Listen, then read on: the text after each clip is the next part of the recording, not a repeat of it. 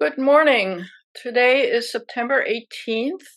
We haven't been recording for a few weeks during the summer, but this is the first of our fall recordings. We're going back to a every 2 week schedule. Now, generally speaking, in a month or two, not much shifts in the world, but I want to argue today that actually a remarkable number of things have shifted in international affairs during the months of the summer.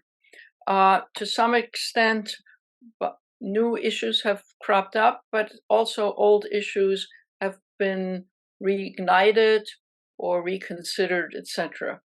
So let me start with the first one, climate change.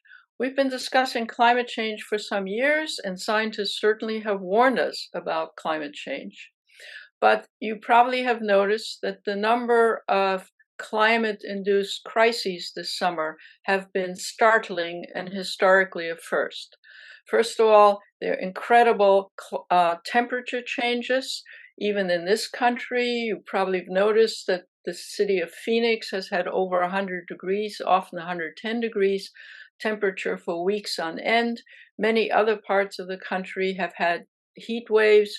Generally speaking, weather people say it's the hottest in a century, it's the hottest ever recorded, etc. And this is also true in other parts of the world about which we hear less.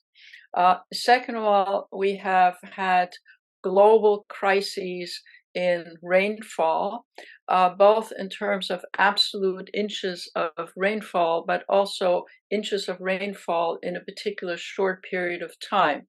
So some places which have had heavy flooding, both in the US and around the world, have had rainfall of the total annual rainfall of, let's say, 12 inches, in some places 18 inches, happening within 24 or 36 hours, which means that the soil can't absorb it. The most recent crisis you probably noticed has been in Libya, which has had dry spells, and dry soil doesn't absorb rainfall very quickly or very well. It seems like a contradiction, but that's the case. And on top of that, dams broke, and you no doubt on television and newspaper have seen the disastrous death rate as well as destruction, more or less, of an entire town. And they've seen these incredible fires in Greece, for example, incredible fires in Canada, floods in Pakistan, actually earlier in the spring, early summer.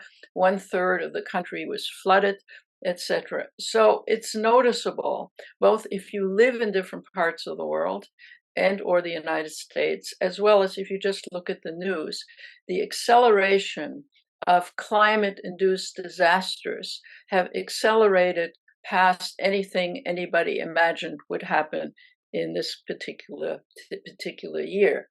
Now, that of course raises consciousness that climate change is not something in the future, although it may get a lot worse in the future, but climate change is here and now, and we're totally unprepared for it. By unprepared, I mean unprepared in terms of handling huge amounts of rain, handling dry forest and soils and fire. So in a sort of technical sense, we're unprepared to handle or deal with it. But we're also unprepared to figure out exactly what can be done very quickly to stop it, because this is before climate change gets even worse in the next dozen years. So if we can't handle the current situation on a global scale, what about the future generation? So I would submit that in most parts of the world, there's been consciousness raising about the disasters in the countries themselves or disasters in neighboring countries. And one would think, therefore, that populations in the United States, in Europe, in Africa, and elsewhere would have finally the realization that if you can't do anything about the present. Something quickly needs to be done about the future to reduce additional climate change. And oddly enough, that has not really happened. That is to say, people who are climate conscious and who were arguing for climate change are finding that much of the population in Europe and elsewhere is not putting shoulder to the wheel, complaining about what's happened to their cities and villages and so on, but is unwilling to do the things that need to be done to turn this around very quickly. Now, there are various reasons. There are reasons of economics that say people don't want to do the cost. There are reasons of lobbying, that is to say, oil companies still want to get their way and produce oil. So it has a variety of causes.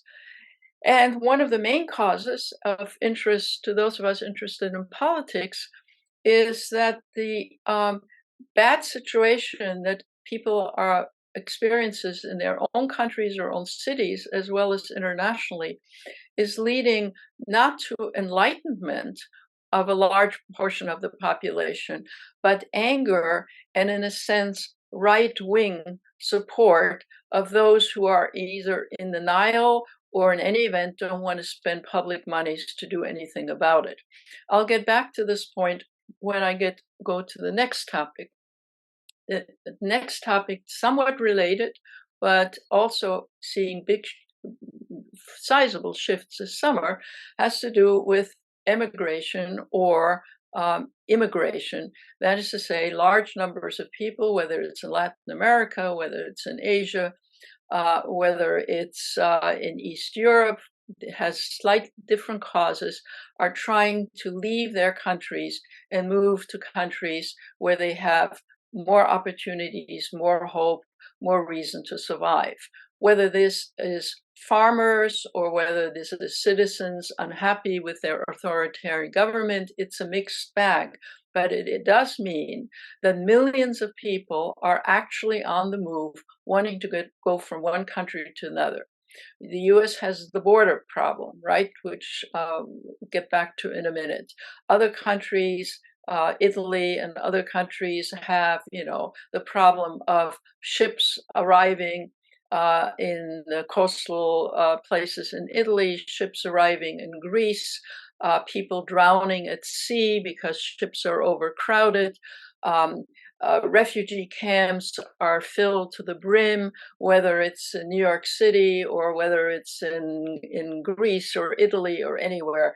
That is to say, a shift of populations which the local population tends to be unhappy about, and that unhappiness lends itself to support for political opposition, which says, we don't want these people because they disrupt our culture and our livelihood.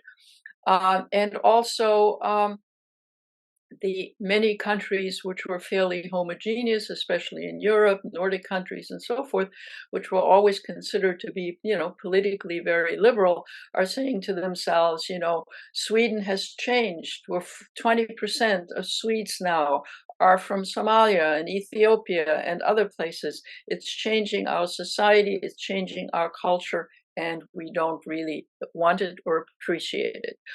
Countries like England, increasingly even Germany, which used to be the country that in Europe that allowed most refugees in, are saying, we've had enough of this. This is disrupting our societies, etc.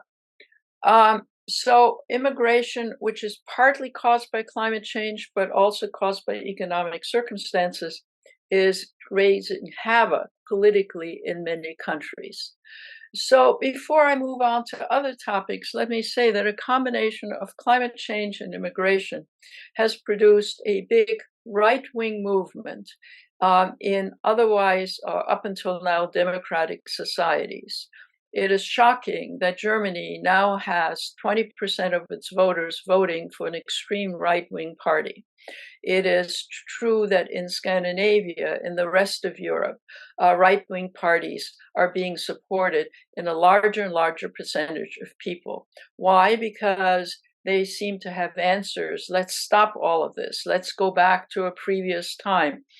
And so the political dynamic inside many countries, many industrial countries, has changed, and it's changed politically even in the last few months, so that the percentage of people in support of right-wing and even extreme right-wing politics throughout industrial societies has picked up a lot of steam this summer. This is very serious for both the population in those countries and for world affairs.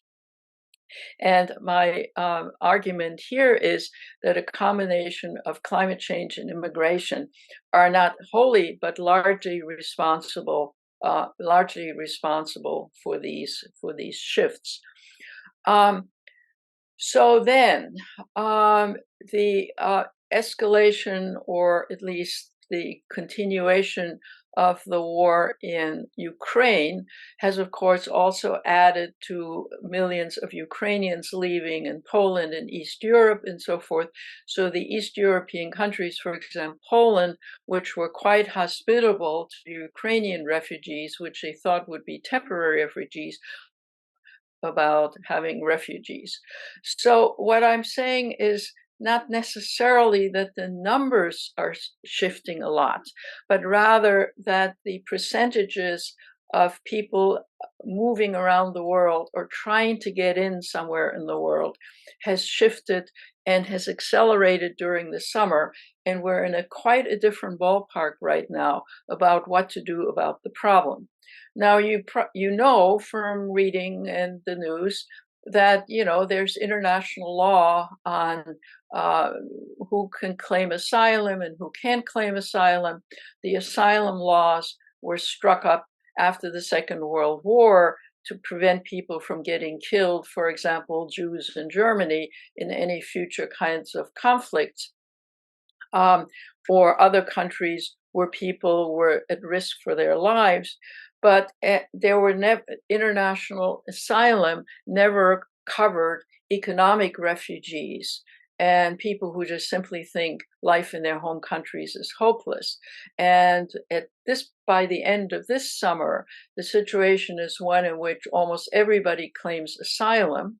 And while most of their circumstances may be dire and they may very well have to leave for one reason or another where they come from, it is not really covered by asylum law, which of course leads to the problem that industrial countries, are having to either ban asylum seekers coming into their countries, which some East European countries are doing, or the backlog of processing asylum seekers and then knowing what to do if they don't get asylum, whether they can be sent back or whether they got lost in the middle of the countries without any trace, has become a major social and political issue in almost all industrial countries. And the magnitude of this certainly is different at the end of the summer than it even was at the beginning of the summer. Then the Ukrainian war, the refugee crisis, climate change, etc., has also created politically realignments around the world. It used to be said that there was, the industrial world, the East, the West, and then there were sort of either originally developing countries, and then the tag was third world countries. Well, we now have a new tag, which is the global South.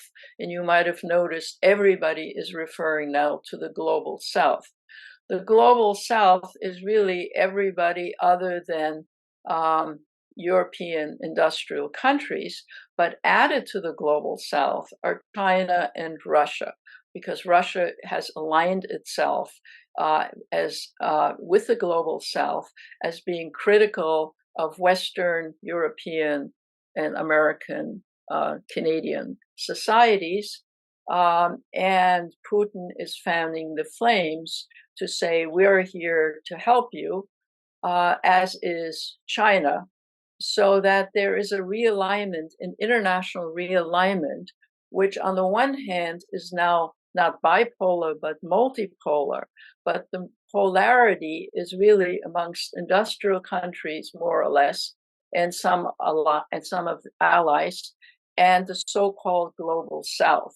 And that particular realignment has really gelled at the end of this summer, and has taken on significance in international institutions. It has taken on significance in policy, whether it's climate change conferences, whether it's economic development circumstances somewhere. And so when you look at the world right now, we really have Western industrial democracies. Then we have a few, countries aligned, Australia, South Korea, and so forth, in their various parts of the world with those for political and economic reasons. And then you have the global South, which is now made of partly of most of the world. And the other thing to be said is that one of the foci which has also switched somewhat is Africa. Now, Africa does not play a large role in the consciousness, certainly of American public, and I will talk about Africa per se subsequently, but just to say that more or less all African countries have aligned themselves with the global South, and therefore with Russia and China as part of it. Almost none of them want to support Western industrial countries and NATO and their role and in the situation in the Ukraine. All of them have gone into sort of a neutral, it used to be called non-aligned position. And while this is all going on, you have a destabilization in a whole swath of African countries, which has alarmed almost everybody, because it is part of the movement from democratic election, even though the level of democracy might have been iffy here and there, to outright authoritarian and military regimes. And these regimes are being helped militarily and otherwise by Russia, who normally has not played a major role in recent years, but is now playing a fairly major role in a swath of African countries, both in providing arms and other kinds of support, and to some extent China as well.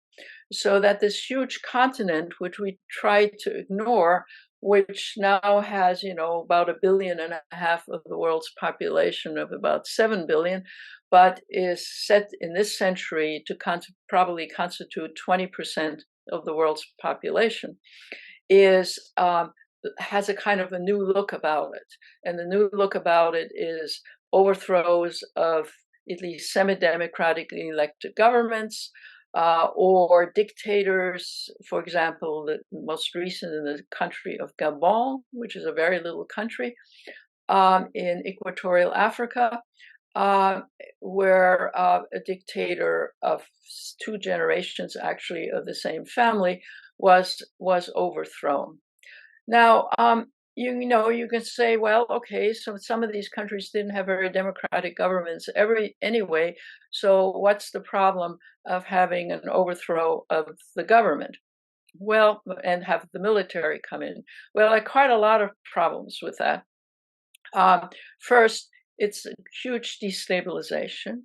Second of all, especially in the former French colonies, the French have been kicked out almost everywhere, and they have been the neo-colonial operators in those countries, and that I'll talk about that some other time. But also it destabilizes a continent which is absolutely central to 2 of the early issues I discussed. Number 1, climate change, and number 2, immigration, because lots of people in Africa are getting themselves on these boats, trying to reach Italy, trying to reach Spain, trying to reach wherever they can through North America, which is also, North Africa, which is also quite unstable these days for a variety of reasons. And they're trying to get out and they're trying to rescue themselves at the very time in which the domestic politics of the potentially receiving countries are turning more and more authoritarian themselves, more and more right wing. And if not more and more right wing, then at least the extreme right in those countries is more and more prevalent.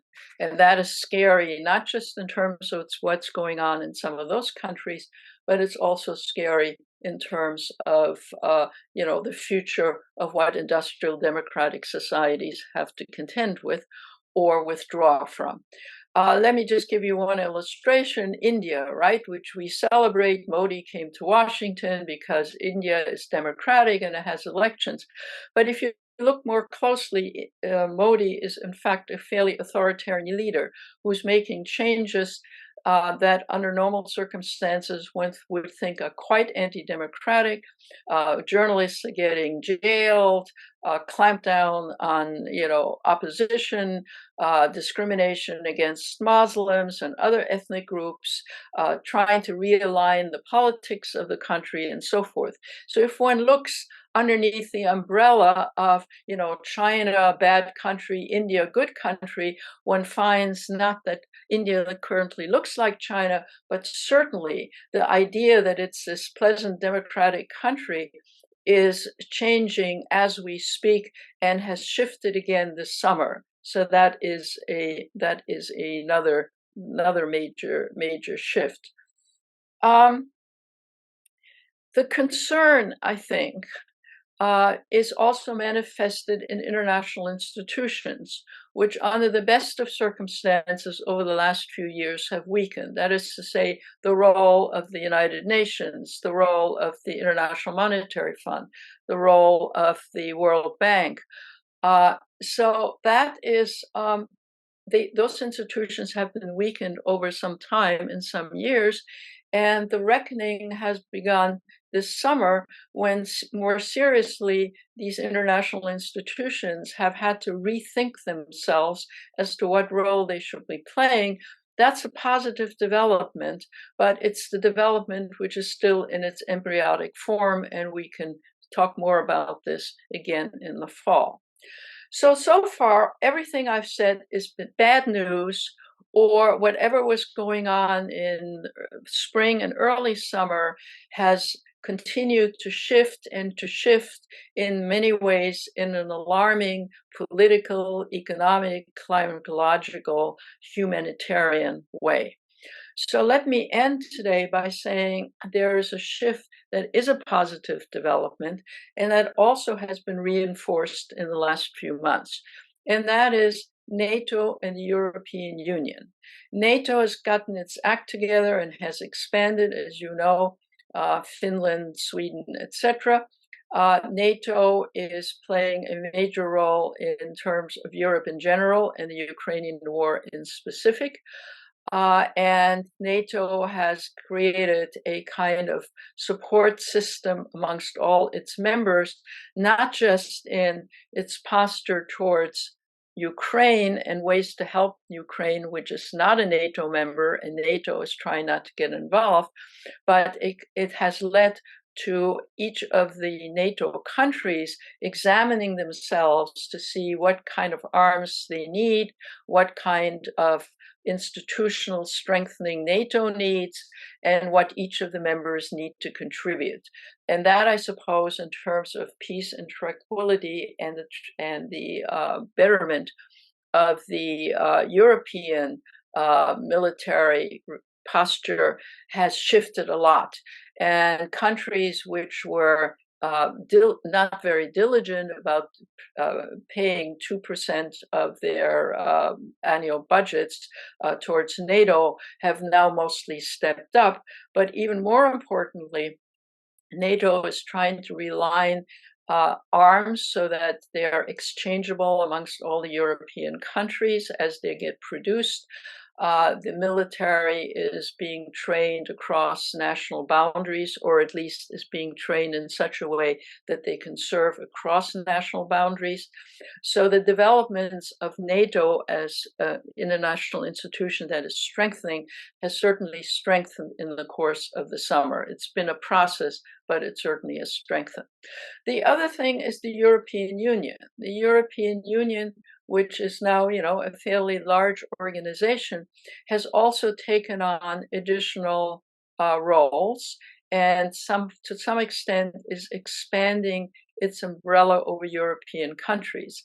In fact, some observers and analysts have pointed out that what is happening in Europe under the umbrella of the European Union is sort of almost like an empire. That is to say, or in the ancient days, territorial states, where many things are in common and are dealt with collectively through the European Union, while other things are dealt with locally in different ways. This has been a complicated process, but it's been a process that has been accelerated in part because new members have joined the European Union, and in part because of the Ukraine situation and the desire to strengthen Europe collectively and economically. Now, there seems to be a contradiction here. That is to say, in many ways, right-wing and hard right-wing political parties in EU countries are coming to power everywhere. And that's not just Hungary, where that's been the case for some time, but now Poland and theoretically Italy, although it turns out that Meloni, who is represents a right-wing party, is actually behaving, unlike, let's say, Hungary, in a very much pro-EU manner, and while she has put in place some right-wing policies, in general, is surprisingly reform-minded and surprisingly centrist, so far at least. Would the same thing happen if Le Pen wins the next election, which she might well in France? Would she also become a more centrist leader? Hard to know. But in many countries in East and beginning in West Europe, there's the looming possibility of right-wing people coming into power, which might then undermine the reforms and the developments of the European Union, which is currently taking place and which is cheering everybody up to say at least the European Union, in conjunction with various organizations that represent Canada, the United States, and some Asian countries, Japan, Korea, etc., is a positive development. And what I wanted to argue this morning is that with all these negative developments internal to some countries politically, as well as internationally in terms of climate change and immigration, refugees, and all of those things, a positive development so far hasn't been undermined so far, has been the enhancement of the influence of the European Union and NATO. So from an American perspective, this is a very good development and is one of the few things that the US can look at that is cheerful in international affairs and cheerful for American policy, presuming Trump does not come into power because he wants to throw a monkey wrench more or less into any international institution and represents, as is the case in some industrial countries, populations which are essentially right-wing. And so finally, let me say, why do our fellow American citizens and fellow citizens in France and Germany and so forth, why are they turning right? And I suspect that it's partly unhappiness and fear. If you just, had floods in your town, You may not, want to have enlightened national, international climate policy, but you certainly want to blame the government if they don't rebuild your city right away. You are it's any sort of analyst can tell you that the U.S. is short 1 million people in our labor force. But if you're living in a town where all of a sudden people who don't speak your language and who don't eat your food and who come from different societies have moved in to your little homogeneous town, you may feel hostile to the situation.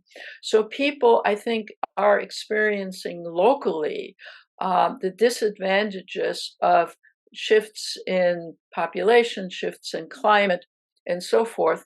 And they're responding in the hopes that somebody who is a very authoritarian will say, I will reverse this all, I will change it all, while more democratic and socialist leaders in most countries are saying, well, no, this is very complicated. Many people in all societies don't want complexities. They want answers and they want their personal situations made better. And the turn to the right globally, the turn to military governments globally are really people searching for solutions and supporting those, be they authoritarian right-wing civilian leaders or military leaders who may have the answers. And what I'm arguing this morning is that these kind of attitudes in many countries have hardened over the summer, and where this all goes, well, we'll be trying to discuss this for the rest of the year. See you in 2 weeks. Thank you for tuning in.